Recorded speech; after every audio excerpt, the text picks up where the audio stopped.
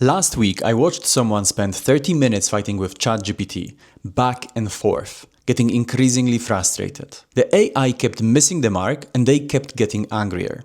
Finally, they turned to me and said, "This thing is useless." I took their prompt, made a few adjustments, and got exactly what they needed. The difference? Prompt engineering. And today I'm giving you the exact framework I used. My name is Jafar and this is the HR Diary AI Field Notes episode 4. It's all about prompt engineering made simple. If you're coming back from the previous AI Field Notes and they clicked for you, please do me a favor and subscribe to the channel. Actually, even if you're new here, subscribe and like anyway.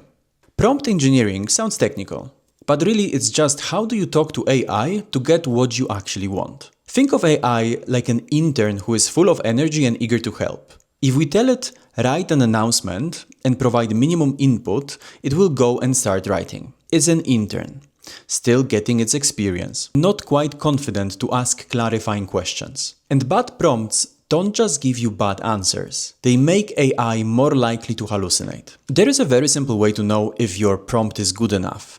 Read it out loud to whoever is sitting next to you. Would they know what you're asking for? If your colleague would be scratching their head, so is the AI. So what does this robot from the thumbnail have to do with prompting? Stay with me. This little guy, imagine him like Wally's baby brother, so tiny that an ice cream cone is almost his size, he's going to help you remember the 5 steps of a solid prompt engineering technique. The technique comes from Google's Prompting Essential course, and I'm giving you a mnemonic that'll stick. Watch him eat that ice cream. Hear those little cogs turning in his robot brain. That's task, context, references, evaluate and iterate. Tiny cute robot eating ice cream. T stands for task. What do you actually want? First up, describe what you want to do. Be specific. Here's the thing people often miss. Start by giving AI a persona. Don't just say, write an announcement about organizational changes. Start with, you are a communication specialist. This tells AI which hat to wear and which skill set to tap to. Then you go, write an official announcement about organizational changes. XYZ is joining us, VP of Engineering. She's bringing 15 years of experience from Google and Microsoft. You could stop there, but the result would be probably a 5 out of 10. C stands for context. Who's this for anyway? Context is everything your intern needs to know about the situation. This announcement goes to 5,000 employees across 12 countries. Our company values transparency and we've got an informal, friendly culture. See the difference? Now the AI knows. The scale is 5,000 people, not 50. The diversity, 12 countries, and cultural considerations matter, and the tone, friendly and transparent, not corporate stiff. So think back to your colleague. Would they understand who they're writing for now? That's exactly the goal. R stands for references. Show, don't just tell. This is where things get really good. If you got examples of similar announcements from the past, paste them in. Tell the AI, model this announcement on these previous ones. This is called few-shot prompting. In AI speak, shots are examples. There is zero shot, no examples, which means that you're practically winging it. There is one shot, one example, you're giving it a template, and few shot, multiple examples, and at this point you're coaching it. The AI learns your style, your format, your vibe, or our beloved corporate stiffness. E stands for evaluate. Keep a human in the loop. When you get your results back, you need to evaluate them. And I'm very serious. You need to evaluate them.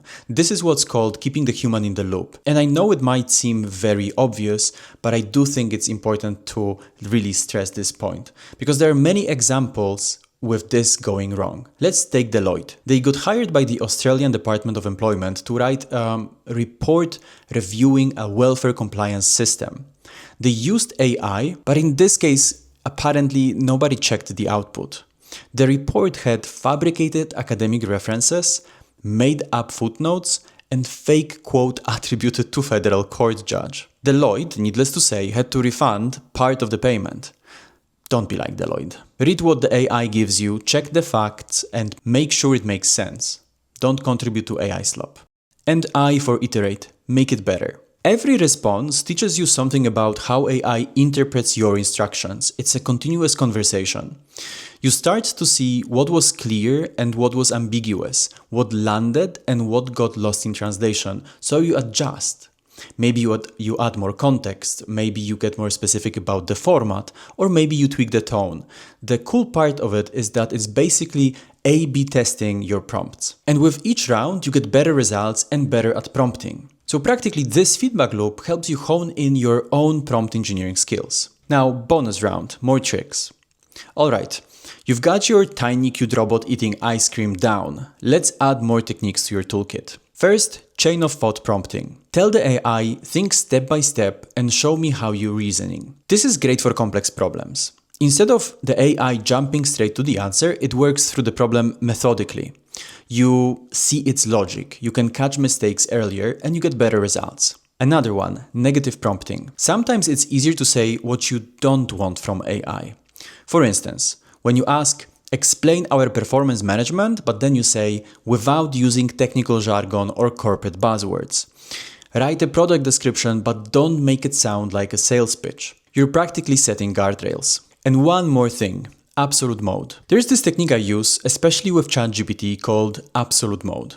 I covered it in the AI field notes number 1, but here's the quick refresh. Because we live in the times of attention economy, chatbots, unfortunately, just like social media platforms, are often optimized for engagement.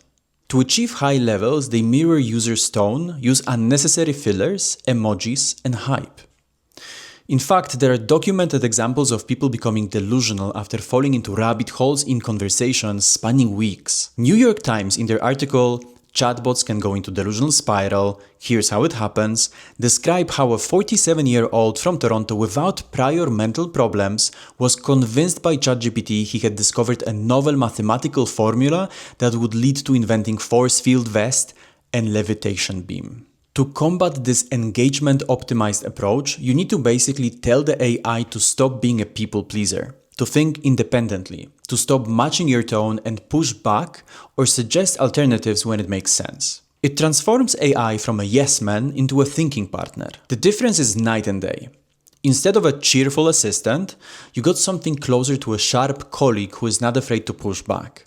And fair warning number 1, it can feel a bit harsh at first. If you're used to AI being supportive and encouraging, absolute mode doesn't do that.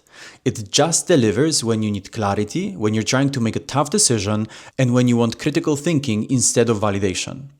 And fair warning number 2, still make sure to check the findings, because it's not a bulletproof solution to hallucinations. Okay, the way I see it is that you've got 2 choices now. Choice number 1 is keep firing off lazy prompts, keep getting mediocre results, and keep blaming AI for not reading your mind. Choice number 2, spend more time on each prompt, use the framework, and watch your results get exponentially better. And don't be the person who trusted AI blindly and ended up with fabricated quotes and fake references. Be the person who keeps the human in the loop. And now, do me a favor, if this clicked for you, hit that like button. And subscribe, because every week I'm sharing practical ideas on how to create better workplaces. No hype, no fluff. Think of it as a no-nonsense guide to understanding and improving our work life. Keep experimenting, stay curious, HR out.